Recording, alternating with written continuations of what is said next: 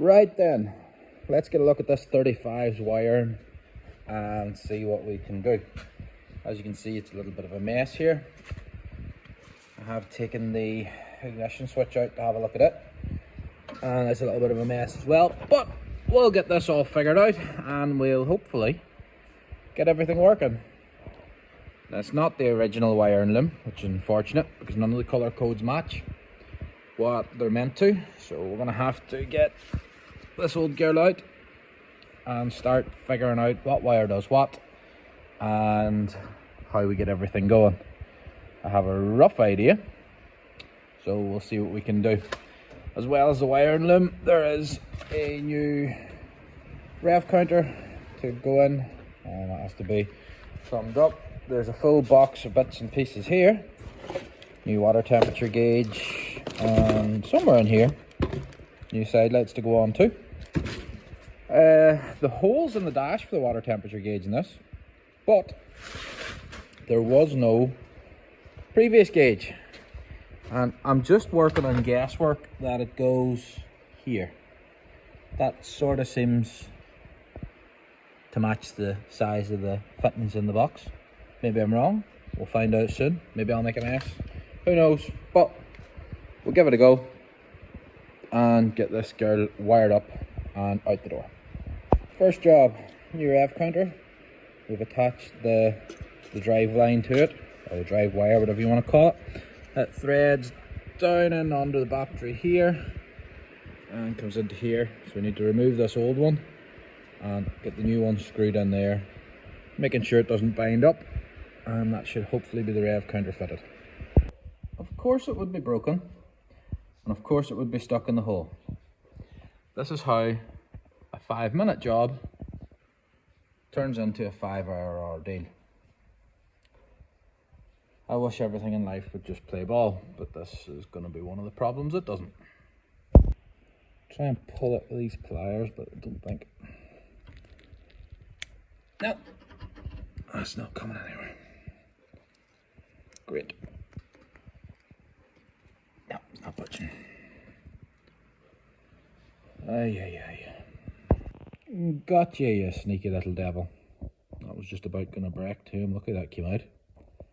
Alright, time to get the new bit in.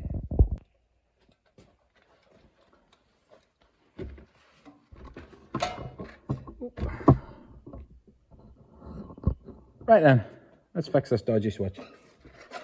Get a new one on.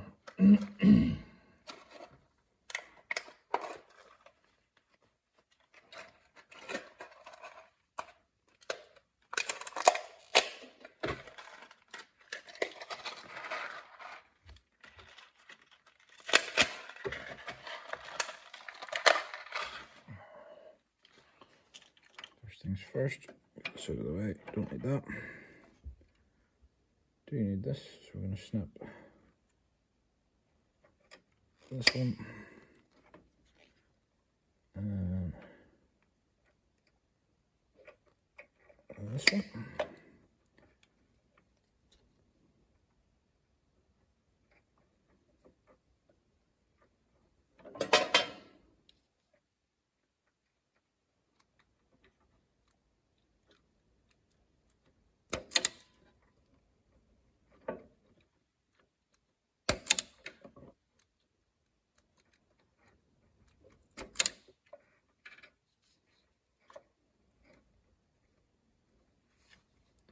Take a little bit more off that.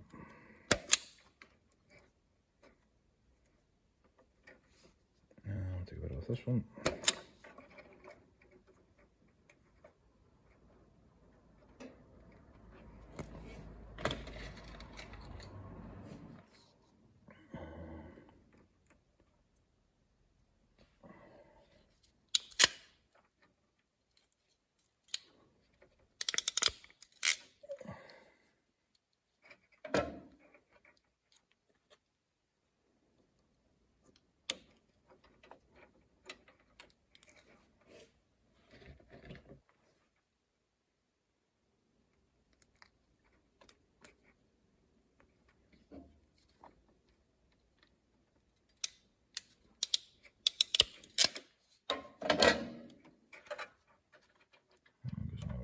there.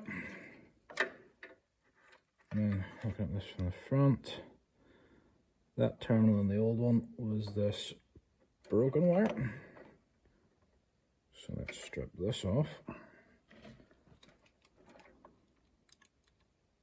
It looks a bit corrosive. Oh no, it's okay, I'm the corrosion. Alright, we'll go back a bit and put a terminal on that. In there.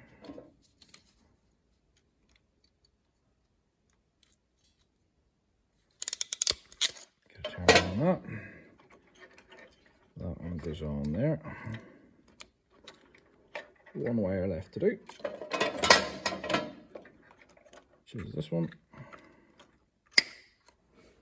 Snap that off. Here.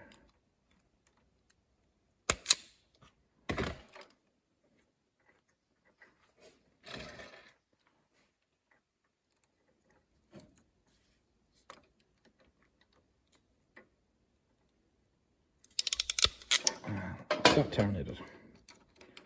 Right, that should be the switch ready to go. We shall see. Right, let's test the switch. That's a start. Don't know how we'll test the heater, but I'll figure that out in a second. Seeing as we have the key working now, let's test the starter, or test the taco, sorry, see if we've got it in right.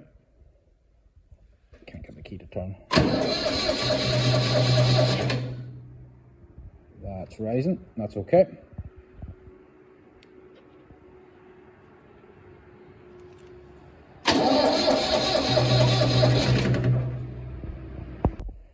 Right then, starter switch is done, so we're on to the lights. So we found the original power wire from the old light switch. It still's working, there's still power in that. We've ran new cable for the high and low beams down to the front lights. Need to find somewhere for an earth. I'll get somewhere along the front for an earth, get that earthed out. I need to take a cable now from here back down to the side, bore some holes and put the side lights on. And then that should be the most of the lights done. The only thing we've left to do after that is fit the water temperature. I hate this part, drilling into someone else's mudguard. I hate this part, making holes in a brand new mudguard, especially when it's someone else's. Now I think that should be the middle and at the right height for the side light. We're going to take a chance, get it bored, and hopefully it works out. Well, it's bored now, so we've got the moment of truth. Can I do this one-handed is the next question. Oh, I'm putting those tiny, oh no, the bolt's just bent. Oh, look at that. You'd swear I was a professional. Now we're looking tasty. Nice new side lights. Just got to solder these wires onto this wire. It's coming back from the light switch. And that should be the lights all nicely done. Right then, 35 wiring is coming on not too bad. Side lights are now on. Made a little bracket on either side to hold the wires. Quite pleased with that, that's okay. The water gauge, this hole's elongated towards the top and it keeps wanting to fall in, so we've put a little bit of fiberglass into that and we'll cut it out and put a bit of filler in to fill the hole. That should sort that. Heater is wired up and working. Key switch, everything works in that. Headlights are also mostly wired up, just have to finish the earth line back here. They're working on the dips and falls. Got to finish the switch up and put it in, and we should be there. Another hour tomorrow, and that should just about finish this girl up. That's the 35 all done. Wiring's finished off on it. Keys working. Got side lights, headlights. Everything's working the way it's meant to. There's even a light in the water temperature gauge. Get that all glassed up. A bit of paint, and that'll be finished. Another one done. That's her out the door.